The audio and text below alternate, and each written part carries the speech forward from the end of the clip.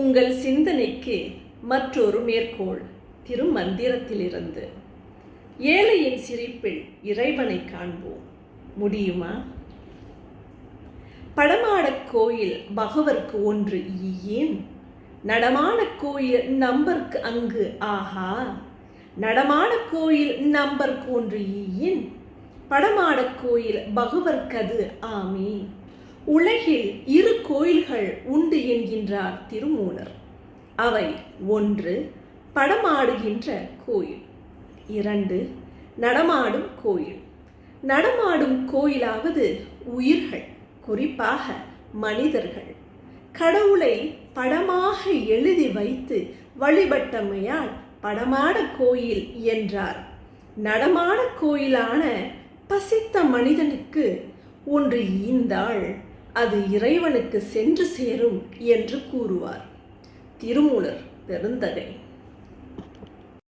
கதை சொல்லியும் கேட்டும் பழகிய நாம் ஒரு கதை சொன்னால் உங்களுக்கு நன்றாக புரியும் என்ற எண்ணத்தில் இதோ ஒரு குட்டி ஸ்டோரி.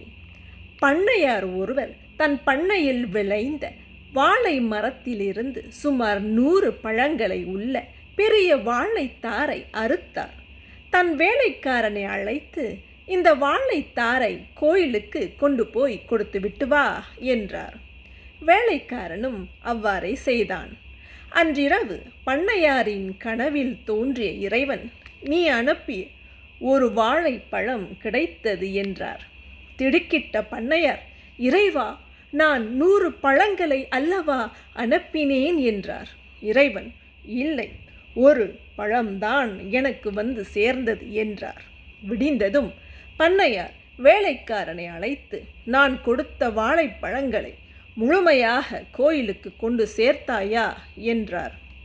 அவன் ஆம் என்றான். பண்ணையாருக்கு கோபம் வந்துவிட்டது. அவர் வேலைக்காரனை வேகமாக கோபத்தில் அறைந்தார். உண்மை சொல், இல்லை என்றால் அடித்தே கொன்று விடுவேன் என்றார். அவன், உண்மையை சொல்லிவிடுகிறேன், வழியில் ஒருவன் பசியாய் இருக்கிறது என்றான்.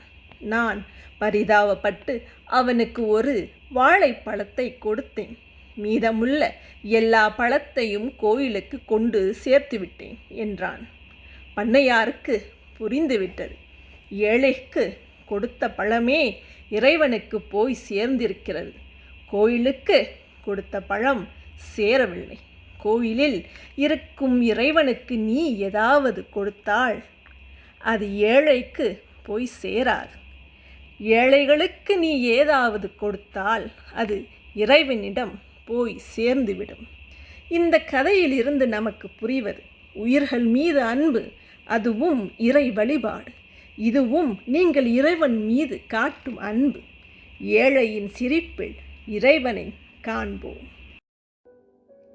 Millions of people are starving and forced to live a life in the absence of basic amenities. They do not have food, clothes, and homes to live safe and healthy. Whatever caused this situation, these people are humans, and it is our primary responsibility to help as many as we can. A lot of people think to make a donation, and they do it. Many think, what will I get in return if I help others? You might also wonder what the benefits of helping the poor are. Do you get the logic from this Tirumandiram? When you wish to offer something to God, you may always help the poor, feed the hunger, help the needy. Your offer is done. Isn't it that simple? Bear in mind, my dears, the same logic do apply for the milk given for Abhishekam at the temple. Abhishekam is a must in our ritual and pujas, but it needed in a little quantity only. The idols, the deity, the vigrahams may develop cracks due to excessive heat inside Garbhagriha caused by oil lamps and arti shown with a kampa. The Abhishekam dravyams such as milk, sandalwood, honey, periodically will keep the surface of the idol moisture.